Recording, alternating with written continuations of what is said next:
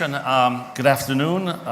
It's a pleasure to be here, and appreciate the invitation to come and talk to you about a new model for measuring cross-platform behavior. This model that you'll see here is operational today in the US, and we are fully ready to bring it to Canada if this is something that addresses, as I think it does, the challenges that exist in measuring cross-platform behavior. And those challenges don't just exist here, they exist everywhere around the world. So what I'm going to talk about is why this need for a completely new model exists. I want to show you then one of the benefits of it is that it can measure the deduplication of audiences across platforms down to a really granular show level. I want to show you one of the key benefits, the targeting, not just using the standard demographics of age and gender, but using advanced demographics. I want to show you some actual examples of how that works, and then sum it up with some benefits. Okay, so here's the need for the new model. You've probably seen this slide 1,000 times in 1,000 different presentations. Everything has changed, and it's changed in a way that I don't think we could have imagined just a few years ago, and we couldn't have imagined not just the magnitude of the change, but the speed with which it's changed. And it's put the media measurement industry in a little bit of a pickle, because to measure all of this granular, fragmented, complex behavior at the show level as we need, at the ad campaign level, requires a radically new measurement approach, one that's very, very different from what has worked in the past. So just to illustrate the challenge, and this gets even more granular. So this is comScore data and Numeris data by age, 18 to 34 millennials, if you will, and then middle-aged, and then the older people like me. And it's showing the total number of hours spent on live TV versus digital. And you can see how dramatically different the numbers are. First of all, if you look at live TV for the younger folks compared to live TV for the older segment, dramatically different. One question we need to ask in that regard is, as these younger people age, will their patterns of behavior resemble what you see here for the 55 plus? The evidence is accumulating to say that's not going to happen. Yes, they will spend more time on live TV, but there is no way that they're going to become similar to what you've got here today for the 55 plus. The other issue that you have to address here is digital, especially the transmission of television content via digital, which I think is often miscommunicated by the media when they say that television viewing is declining. It's not. I think you heard that from Erwin Gottlieb this morning. It's just shifting to different platforms. Problem is, we don't have a good measure of that viewing behavior on all of these different platforms. So this is a kind of a macro view of some of the realities that we're already in today. As I say, if you were to look at this at an even more granular level, down to the show level, you'd see things being even more complicated. If you look at the forecasts of ad spending for Canada, and this is Group M data, the pie seems to be getting bigger.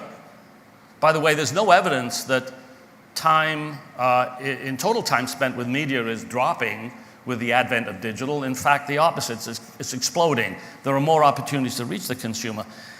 But you've got the problem that the television ad numbers don't reflect the delivery and the monetization of television content via digital channels.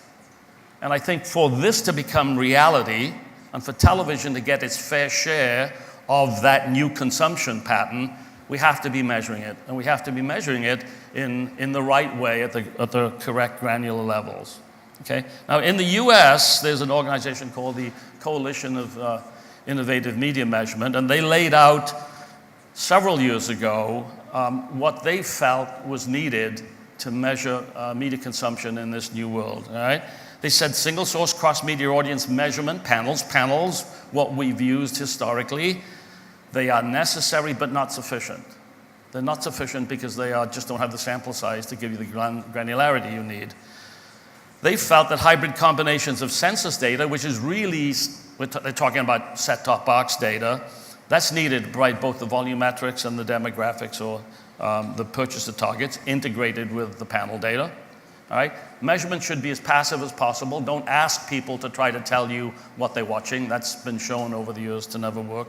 And then we've got to be measuring ads and content separately from the audience. And I would add a fifth one here is we've got to start getting better at the attribution measurement, which is at this point, in my opinion, in a real state of confusion because it's just not capturing all of the causal elements that are driving behavior. So here's what we did in the US. We started this about 5 years ago. I got a call from Artie Bulgren, who heads up research at ESPN, asking us if we would build a 5-platform system, including radio, television, laptop, phone, and tablet. And that's when we started developing all of this technology. So I'll just quickly take you through the elements behind it. All right? So it does encompass an integration of these scalable set-top box databases with panel and then with really census digital assets that we already have built out here in Canada through our Mediametrics product. But in the US, we now have our identifiers, our cookies, if you will, on 260 million desktops, 190 million phones and tablets, 15 million over-the-top devices that we get data from. And then if you keep going to the right, we now have 52 million set-top boxes. Within 6 months, that'll be at 80 million set-top boxes. And we capture direct data from 114 million video-on-demand screens. I'm not even going to mention for the moment the movie data. Those are what we would call the census or the near-census databases. And they are then integrated with the panel data. In the US, we have 1 million digital panelists. We're capturing down to the person level behavior, and about 70,000 television panelists who, interestingly, use essentially the same device, the portable people meter, if you will, that's being used here in Canada. So the design of this system actually is virtually identical to what could be done here pretty quickly in Canada. All right? The problem is that to measure all of this duplication of audiences and then to deduplicate it across these platforms requires scale. And we figured out that the best way to do this is, first of all, start with like a silo measurement of each of the platforms. Nail that, get that done. All right? Then once you've got that, you can figure out via technical integration of these different databases that I just showed you, you can figure out what the overlap is across any one of the combination of platforms. All right? It uses IP addresses, it uses cookies, it uses unique device identifiers. Got to be careful on the privacy issues, but we've resolved those. And when all is said and done, you have a system that gives you the ability to do this. So I wanted to show you what you would have if you started with a 50,000 person sample and you started looking at a waterfall of trying to measure live TV, DVR, video on demand, and then you wanted to add a PC to that, you wanted to add mobile, you wanted to start breaking it out by age, you would very quickly, even with a 50,000 person panel, get down to no people, 0 observations in your cells. All right? If you start the way we have with the census-based model, you still have 500,000 people at that fine granularity cell. And with these kind of sample sizes, then you're able to measure not just the siloed platform, but the deduplication across the different platforms. So interestingly, the model solves for 3 key industry challenges that some of these are in a different state of being challenges than others, all right? You've got the deduplication. That's needed, and I'll show you an Erwin Gottlieb quote in a moment. If you don't believe the importance of that I hope will reinforce it for you. Targeting advanced audiences. You've probably heard of the Open AP initiative in the US, right? It solves that problem because it gives you the granularity of descriptors at the show level that you need. And then programmatic and addressable advertising delivery, and you just heard the appeal for progress on that. Even in the US, addressable television, while it's got a lot of, I think it's somewhere around 50 million television sets that are addressable, the amount of inventory that's available is just nowhere near what the industry would like to see. But at the point when addressable gets here in Canada or becomes real big in the US, this model solves the problem of having the data that you need to execute campaigns in an addressable world. So this model isn't just for solving the problems that exist today, the challenges of today. This is a model that will address the future for us. So let me show you this deduplication, and just if you don't yet clearly understand where I'm going, let me show you this quote, all right? So this is what Irwin said. I did a fireside chat with him late last year, and this is what he said: "We will not plan separately for TV and digital. It'll be about deduplicating audiences and achieving appropriate reach targets at each step of the consumer journey with ever-refined target descriptors." If Irwin says that's what's going to happen, I don't know any better predictor of the future than him. And I was delighted to hear the stress that he was putting on these metrics. So this is what you can then do with these data. I just want to show you quickly 2 slides. This is a very, very popular show, television show, and this is the last episode, the series finale. And this is showing you the unduplicated audience building from live television, live plus same day, live plus 7, and then the additional incremental eyeballs that you can get from digital. All right? So if you look at all persons, in total you're getting a 24% increase in audience beyond live and a 3% increase from digital among everybody. But not surprisingly, if you look at the millennials, you're getting a much bigger boost from viewing methods other than live TV. And you're getting an 8% boost from digital only. And I could show you slides like this where the digital only piece could be 20%, 30%, even higher. And I would say that certainly for the sellers of advertising, if you can't monetize that incremental audience, you are missing out on some significant revenue. And I would say for the advertisers and their agencies, if you don't have these data, I don't know how in the heck you can assemble an appropriate media plan. I'll come back to that point a little later. Take a look at what happens with Hulu, all right? So this is Hulu's total monthly viewers in the US, 13 million in a month on desktop. You add mobile, you get an incremental, totally different 6 million eyeballs. You add over-the-top delivery to a television set, 4.5 million people. You add in the additional co-viewing, multiple people in front of that television set, you get another 1.8. By the time you're done, you've doubled Hulu's audience. And again, I think it just illustrates the magnitude of what needs to be measured, but also the granularity, because you need to go down not to just the month, you need to go down to the show, and you need to go down probably to an individual day or a week, certainly, if you really want to assemble an appropriate media plan. Okay, so this new model does that for you and solves the problem. Targeting with advanced audiences. I mentioned the Open AP initiative. This is really, to me, really interesting because, and just to be clear, I'm not saying that age and gender are going to be irrelevant, in my personal opinion, going forward, all right? I mean, certainly from a creative perspective, the way you would communicate to a 50-year-old man is likely to be very different from the way you'd communicate to a 20-year-old man. But they are not sufficiently relevant descriptors for an advertiser who's trying to reach a target audience. And that's what this initiative is trying to do, OpenAP. Turner, Viacom, and Fox have assembled, basically integrated their inventory to provide more scale, but the descriptors that are used for the audience go way beyond age and gender, and there are literally hundreds of them. Car ownership, purchase intent, brand preferences, online behavior in tremendous detail, all of that can be added on.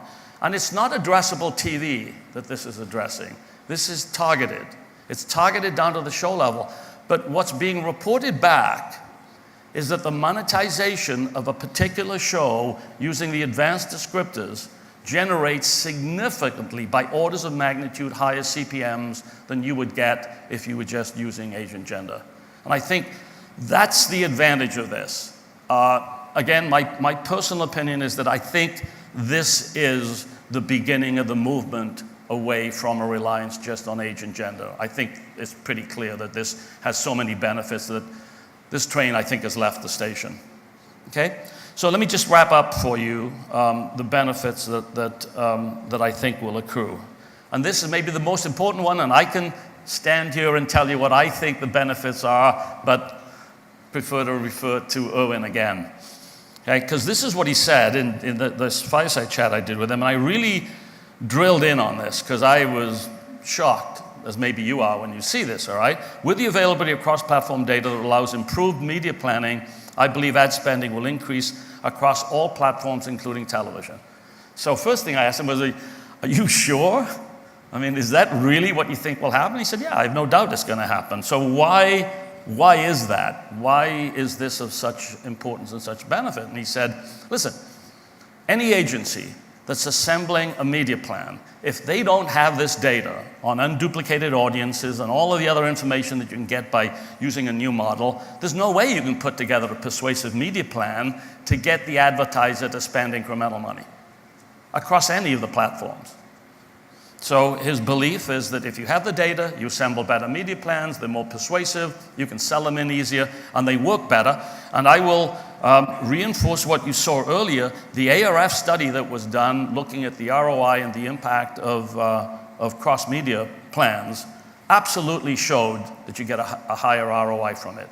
But you need the data to figure out, should I be looking for incremental reach? Should I be looking for incremental frequency? Should I be looking for both? Where should I be running my campaigns? And again, that's what we're trying to solve here. So let me just leave you with these 4 points. So I think enough people have said it over yesterday and today. We live in a really, really different world. It's a complicated and fragmented world, and measurement today requires a fundamentally different approach.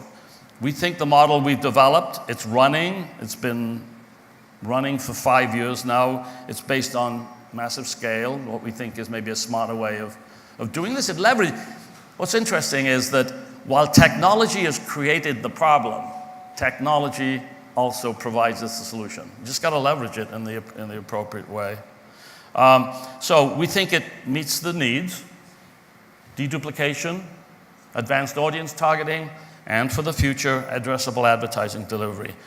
And I think if we can address these needs, we create new value, and we, as Erwin says, encourage incremental spending and create a win-win scenario for everybody.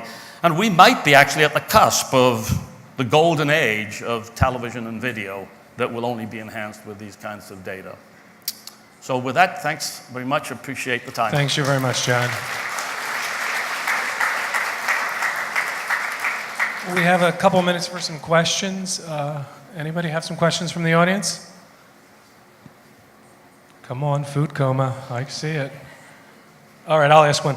So, John, we talked a little bit about this before. There's been a resurgence of walled gardens somewhat. Yep. That approach, we've seen it a little bit with Google, with Facebook, and also now the BDUs and the MVPDs obviously own these valuable data sets. It kind of makes the landscape more complex to navigate. How are you guys dealing with that? That's a really good question, because one of the other realities I didn't mention as I was going through my slides here, one of the realities that's a challenge is that the entities that we are measuring need to cooperate for us to be able to measure them. That's the world we live in today. You can no media research company can just assemble their own panel, if you will, their own database to measure this. And it's a challenge, and it's a challenge not just in terms of the work that has to be done by the entity, whether it's tagging or the SDK deployment for mobile. And generally, what we find is when we are talking to the entities, whether it's a broadcaster, a content owner, whatever, generally we're talking to marketing people, and they don't have the technical people reporting to them, so they aren't in control of the resources. So putting all of that technical effort together takes longer than one would like. And then another thing happens. Since they were involved in creating the data, they feel an obligation to vet the data before it's published, which I think is only fair. And so the whole thing kind of slows down at the beginning. Once it's done, And we've had this direct experience in building out comScore with our unified approach, which uses panel and then all tagging from all of the entities. It takes you time at the beginning to build it out, but once it's done, it runs and it provides pretty precise data. But it does need the cooperation. Now, the digital walled gardens are, kind of an issue unto themselves, and I think the reaction, let me put it this way, I think that the concern that's been expressed by the likes of Procter & Gamble, some of the data issues and problems that have been reported, have really caused a response to occur from the walled gardens. And we've seen it at comScore, a significantly enhanced level of cooperation from Google and from Facebook as examples, to participate in reporting. Now, they have to provide us certain data access, right? So you can't get away from that. For example, the issue that YouTube and Google ran into with ads landing on inappropriate videos. They were telling me to solve the problem of understanding what's in a particular video needs more computing power than exists on the planet. All right?